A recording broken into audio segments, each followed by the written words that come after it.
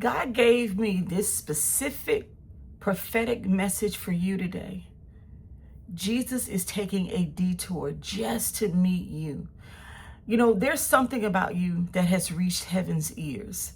Jesus has heard your silent prayers, your questions, your weariness, and he's taking a detour not to pass judgment on you, but to meet you at your will. I want to read something and share something with you from John 4. Jesus knew the Pharisees had heard that he was baptizing and making more disciples than John. He had to go through Samaria on the way. Eventually, he came to the Samaritan village of Sychar, near the field that Jacob gave to his son Joseph. Jacob's well was there, and Jesus was tired from a long walk. He sat wearily beside the well about noontime. Soon a Samaritan woman came to draw water, and Jesus said to her, "Please give me a drink." He was alone at the time because his disciples had gone into the village. Can I ask you, what has Jesus heard about you? What is it that he heard about you that you feel makes you look so bad that he would not stop to your well, so to speak, to come and have a conversation, to love on you, to forgive you, to give you another route in life? What is that thing? You know, so often we get caught up in things that we do, things that we've said, and we feel like there is no way that God will want to talk to me, or there's no way that Jesus, I won't say forgive you, because if you know enough about your word, you know that there's nothing that you can do up under the sun that if you repent, if you confess, that God won't forgive you for. So let me ask you, what is that thing that keeps you from believing that Jesus will come and take a detour for you? What is it? You didn't stumble upon this word by accident. God has been walking toward you the whole time, and he knows where your well is. That place that you go to feel emptiness, that never stays full, but yet you keep doing it over and over and over and over again because you think, maybe if I do it a little differently, I'll be filled, or I'll feel better. Notice Jesus had to go through Samaria, a place others avoided. You've been told you're too messy, you're too broken, you're too complicated, but that's exactly where Jesus takes his divine detours. That's exactly those places where Jesus wants to meet you. The woman came with shame. What is it that you're coming with? But she left with a testimony. What is it that you'll be leaving with? People have made you feel so bad because, yeah, you have a struggle that you keep doing and you keep doing and you keep doing.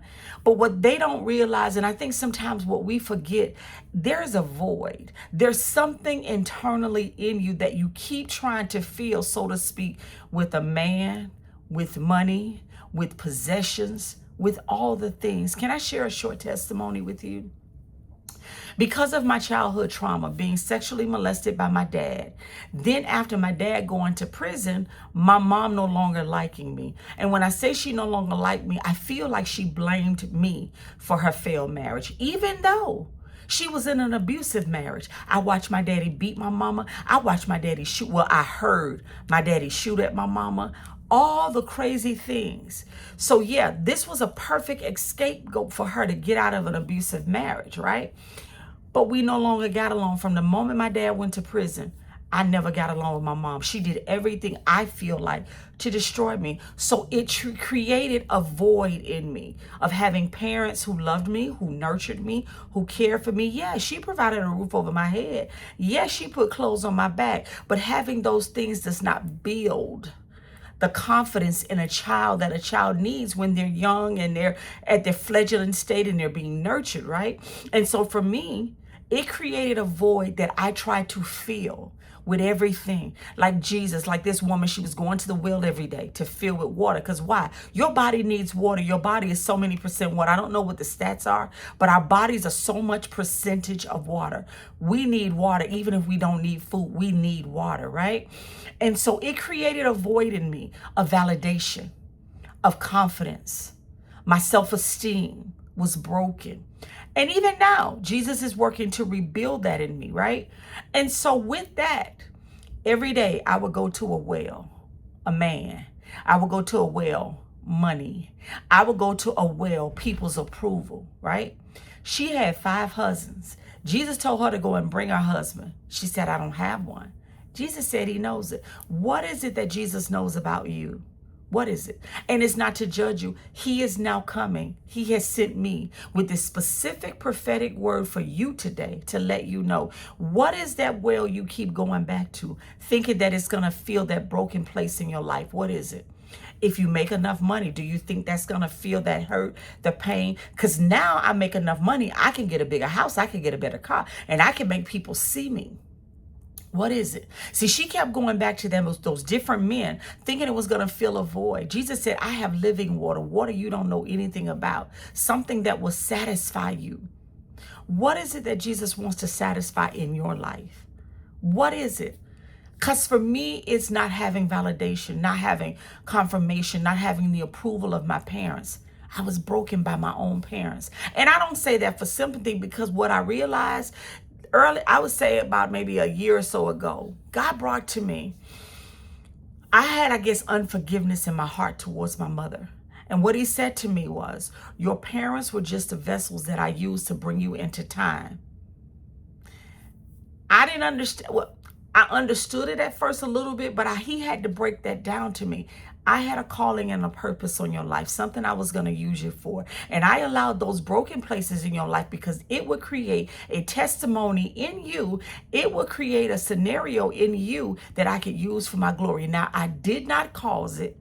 I did not like it, but I can use it. Romans 8:28. And we know that God works all things together for the good of those that love him, who are called according to his purpose. Just like that woman at the well, once she had an encounter with Jesus, which I'm praying that you have had or you will have from this video, it is going to change the trajectory of your life. You will take those bad seasons, you will take those empty wells, so to speak, and now you will use that for the glory of God.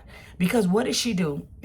She ran back to her city. Hey, come see a man who has told me everything about my life. What are you running to tell people about the encounter you're having with Jesus? I am on this video. God is using my brokenness for his glory to encourage you, to motivate you, to help you to see that God is faithful. Even in all your brokenness, even in those empty wells, so to speak, you keep going to try to feel the hurt, the pain that you've experienced, whether from parents, whether from relationships, whatever they are, Jesus has come. He has sent me with this specific prophetic word for you because he wants you to know he is coming, not to shame you, but to give you a testimony. Right now, some of you, one of you, you're standing at your own well, tired, maybe guarded, feeling guilty. But Jesus says to you, our Lord and Savior, our Abba Father says to you, if you knew who was speaking to you, you'd ask me and I'd give you living water. This moment is not random, my sister and brother. It is revelation. Let God meet you right where you are. Let God meet you right here, right now, so that he can change the trajectory of your life and no longer have to go to those empty wells. Because let me tell you this, what I've learned through my experience, through my hurt, through my praying. Having all the money you have, it does not fill that void. Having all the name brands does not fill that void. Having man after man or relationship after relationship does not fill that void. And I'm not promiscuous. I've had a couple of relationships. I had two that I thought really would work. Well, I would say three that I thought really would work. But I was looking for validation, approval, for self-confidence in those relationships. They were never going to fill that empty well. And now that I walk with God, I still have some times that I want certain things. But God has to remind me, those empty wells, all of that name brand, all of that this, all of those things that you want, it's not going to fill that. So what is it for you, my sister and brother? Is that empty well. Let God meet you right there, right there. Father, I thank you for deterring us back to you. I thank you, Jesus, for making the detour to stop to meet each and every one of us in our broken places. I pray that right now my sister and brother will receive the specific prophetic word that I believe, God, that you gave me to share with them. I pray that you would bless them from the crown of their heads to the soles of their feet. I pray that you would heal them from any area in their life where they are broken, where someone has broken them and made them to believe that they're less than, and made them to believe they had to have all of these superficial external things to be validated. God, I pray that right now you would affirm them, you would confirm your calling and your purpose for their lives. I thank you, Father, for what you have done and what you will continue to do. I pray that you bless the words of our mouth and the meditation of our hearts to be acceptable in your sight, for Lord, you are our strength and our Redeemer.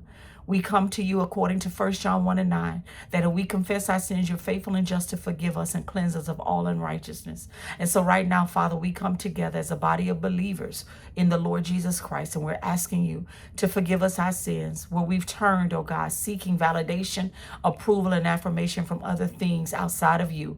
I pray that you would now bring us to the well in Jesus Christ that will fill us and deliver us from the thirst of other things that we have. We give you praise, we give you glory, and we give you honor. It is in your name, Jesus, that we pray. Amen. My sister and brother, listen.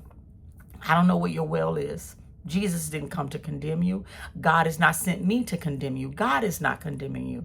But God sent me with this very specific prophetic word for you today. This message, receive it.